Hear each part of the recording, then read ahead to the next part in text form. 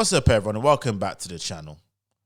Now, we are under attack for people who are proponents of free speech and people who are proponents of just freedom of thought, not to think with the grain, not to think like a sheep. We and other people who think like this are under attack. Now, in this article, as you can read, Google has suspends free speech at Parler. I'm just going to read part of this article. I'm not going to read all of it. You can view the rest of the article if you wish. I'll post the link in the description box below. So Google has suspended free speech social network Parler from its Play Store over its failure to remove egregious content.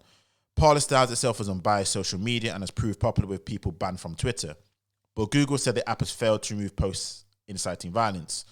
Apple has also warned Parler it will remove the app from its App Store if it does not comply with its content moderation requirements. On Parler, the app's chief exec, John Matz, said, "We won't cave to politically motivated companies and those authoritarians who hate free speech." Launched in 2018, Parler's proved particularly popular among supporters of US President Donald Trump and right-wing conservatives. Such groups have frequently accused Twitter and Facebook of unfairly censoring their views. While Mr. Trump himself is not a user, the platform already features several high-profile contributors following early bursts of growth in 2020. Texas Senator Tom Cruise boasts 4.9 million followers on the platform, while Fox News host Sean Hannity has about 7 million. It briefly became the most downloaded app in the United States after the US election, following a clampdown on the spread of election misinformation by Twitter and Facebook. However, both Apple and Google have said the app fails to comply with content moderation requirements.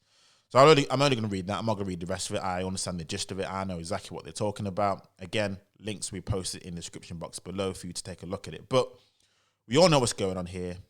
We all know what's happening. Freedom of speech is under threat.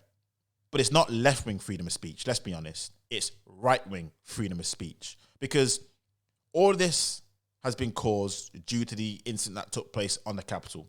Make no bones about it. That incident on the Capitol is just a proxy for left-wingers to completely clamp down on right-wing freedom of speech. I mean, there's one thing clamping down on inciting violence, which, by the way, I do agree with. I think if anyone incites violence, whatever side you or whatever viewpoint you hold, left-wing or right-wing, I believe that's right. There shouldn't be any posts or people inciting violence. I believe that's where the line of free speech is. There's a line, and that's stepping over that line. However, what they're doing is they're using that as a proxy to remove anybody, it seems, who has just a difference of an opinion. And the thing is what makes me laugh, and I'm not going to labor too long on this because otherwise we'll be here too long. And to be fair, I have no idea as to whether this is even going to get uploaded because knowing YouTube and knowing what I've heard from some of my subscribers, their comments, some of their videos have been taken out anyway. So I'm not going to labor too long on this video. But I find it interesting how last year, 2020, when the left, the BLM movement was in full force and how we saw so much violence that took place.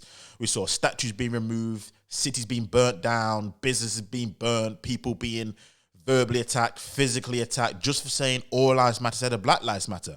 I can't recount the amount of videos I saw where people just minding their own business, eating at a restaurant, people coming up to them, inserting themselves into, I don't know what they're inserting themselves into, talking about either say all lives matter or Black Lives, or so basically saying Black Lives Matter. If we don't say Black Lives Matter, if you say all lives matter, we're going to either physically attack you. But it's not inciting violence. I mean, I find it interesting how all these left-wing thought paths, left-wing media, they're all allowed to get away with whatever they want to get with.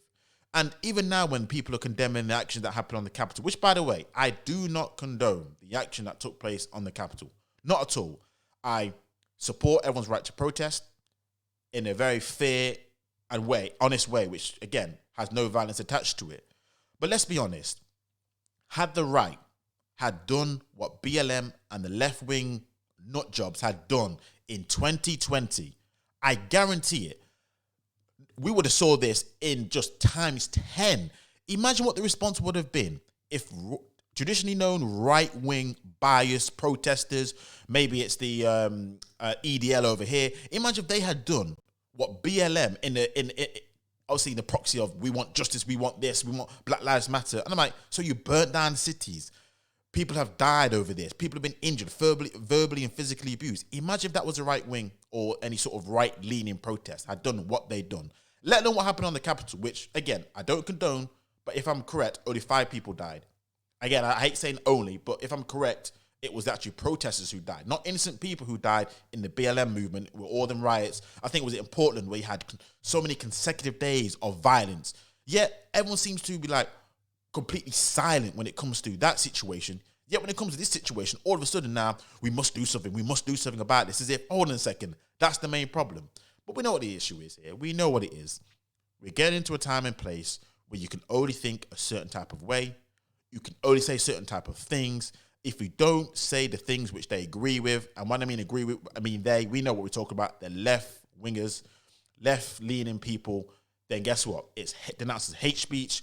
It could be, and now it's going to be denounced as inciting violence, because I've got no idea as to how they classify as a post inciting violence. Because again, it's very vague, and because it's their own platforms, they can quite freely, because it's their platform, it's a private platform, they can take things down and say this is inciting violence, even though when you look at it, I bet it does none of the sort. It just offers an alternate viewpoint.